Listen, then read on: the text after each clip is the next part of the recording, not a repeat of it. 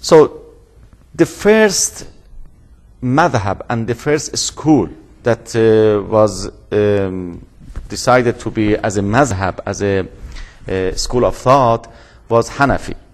So it is the beginning of madhahib. It was in 2nd century of Islam, of Hijrah. So madhahib comes maybe more than 100 years after Rasulullah, not in the time of Rasulullah. After about 100 years after Rasulullah, it was the time of madhahib, and the first mazhab for Sunni school is Hanafi. And then we have the other three mazhab. But for Shia, fortunately, because Shia is the follower of the ideology of imamat, and Shia believes in imamat. And imamat, we don't see any gap between Rasalat, between Rasulullah and imamat. So immediately after Rasulullah, after prophethood, we have imamat. So there is no gap.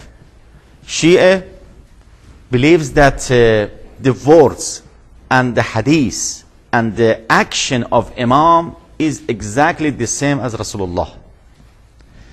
So Shia believes that hadith of Rasulullah is sunnah, hadith of Imam is also sunnah. See, it's a big difference between Shia and Sunni in fiqh issue. Sunni says, okay, whatever we have as a source, inshallah we'll discuss more about this, is the hadith of Rasulullah, sunnah of Rasulullah, and the book, the Holy Quran. That's it. But Shia says, okay, besides the hadith of Rasulullah, we have hadith of A'imma alayhim as-salam. And we see the continuation of imamat after Rasulullah for centuries, for 2 centuries.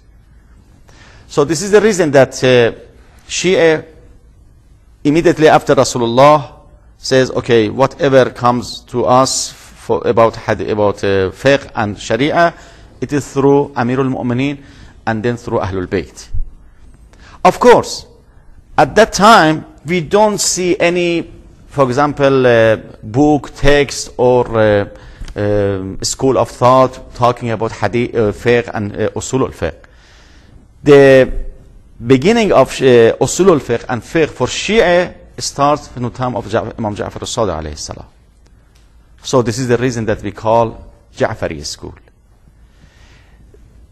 There is some misunderstanding for some people, even some scholars. They think that when we call this Ja'fari school or Ja'fari fiqh, they say, okay, so what happened before Imam Ja'far al-Sadiq?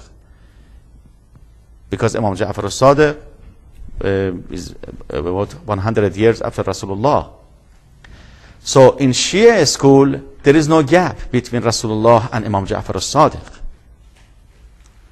From Imam Amirul Mu'mineen, then Imam Hassan, then Imam Hussein, and then Imam Sajjad, and Imam Baqir, all these A'immah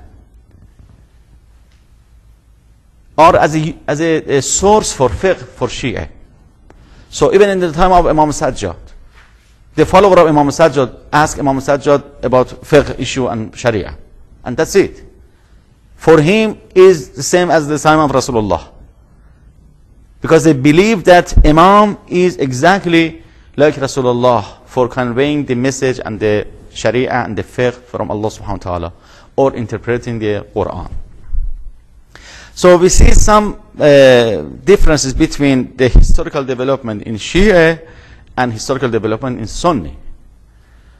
So in conclusion, in Sunni madhab we have 4 madhab of fiqh, but in Shia we have only 1 line of fiqh, 1 madhab of fiqh. We call madhab Ja'fari.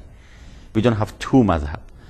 Of course, there are some other branches of Shia that, for example, Zaydi or Ismaili or some other branches, but today 80%, 85% of Shia are Isna Ashari or 12 Imams followers. So we have only 1 madhab, madhab Ja'fari. And even for Zaydi, there are many similarities between Zaydi fiqh and Ja'fari fiqh.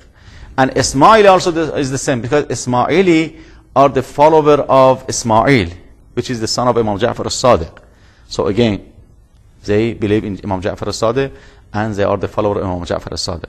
So we can say mostly, maybe 90% of Shia are the follower of Ja'fari school, but in Sunni we have at least 4 mazhab. Okay, please, historical development. The formative period of Islamic jurisprudence stretches back through the time of the early Muslim communities. In this period, jurists were more concerned with pragmatic issues of authority and teaching than theory. Traditionally, the Islamic laws were based largely upon the Quran and the Sunnah, which is the practice of the Prophet ﷺ. These clear principles were applied to new circumstances that later Muslims encountered. Over the course of a few centuries, the ways in which these principles should be interpreted crystallized in the form of the 4 major Sunni schools of law or jurisprudence madhabs, in addition to the Shia schools, the most dominant of which is the Ibn Ashari 12 Imam or Ja'fari madhab. The 4 classical Sunni schools are in chronological order, the Hanafi school, the Maliki school, the Shafi'i school, and the Hanbali school. They represent the generally accepted Sunni authority for Islamic jurisprudence and Ja'fari school of fiqh or the Shia fiqh. Very good. So now we escape from madhahib in fiqh because you can read later on, and there are 5 mazhab I have mentioned here, the names and the leader. We cannot say the founder because they are not the founder. Maybe in the time of Hanafi, he never think that sometimes he become Imam Abu Hanifa and the head and the founder of a madhab. Yes, he has his own method of fiqh and sharia. But later on, he become as a head and Imam of Hanafiya. So we cannot say he is, for example, the founder of Hanafiya. We can say he is head of Hanafiya or Imam of Hanafiya. Or Shafi is the same. Or Maliki also. So we can read all these 5 mazhab, 4 mazhab for Ahl Sunnah and 1 mazhab for Shia. Then we go to the resources for fiqh. Yes. What about Khawarij? Okay, good question. Actually, if we go to theological discussion about the branches and the sects in Islam, it is maybe almost about 70 sects, 70 firqa. But all these firq are not in fiqh. Most of them are in theology. In theology and kalam, they are divided into several groups and sects and firqa. But even among the Ahlus Sunnah, as we discussed before, that they are divided into Ash'ari and Mu'tazili. And also there are some other branches and other sects, but they are in theology, in belief, in aqidah. But when they come to ahkam and fiqh and sharia, they are divided into 4 groups, 4 madhab. The same for Shia. For Shia also, yes, in theology we have Khawarij, we have, for example, Kaysaniye, we have Ismailiyye, Zaydiyye. There are many parts of many groups. We call 7 Imami, 6 Imami, and all these things. But when we come to fiqh, most of them are the follower of Imam Ja'far al-Sadiq. We call Ja'fariyya.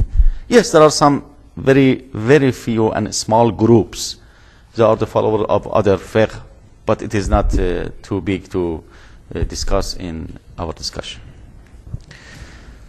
Resources for fiqh. Yes. Well, I know that 4 schools of thought in Sunnis, they start with the four imams, right? And each of them have their different ways of making their fatwas and their jurisprudence. Now, what about Marja'iyya? Isn't that the same concept? Are these considered also schools of thought? Okay, inshallah, in Usul al-Fiqh we'll discuss more about this. Actually, when we divide these 4 madhab into 4 types or 4 schools, it doesn't mean that they are totally different. In 80%, in 85%, in 90% are the same. Because they are using the same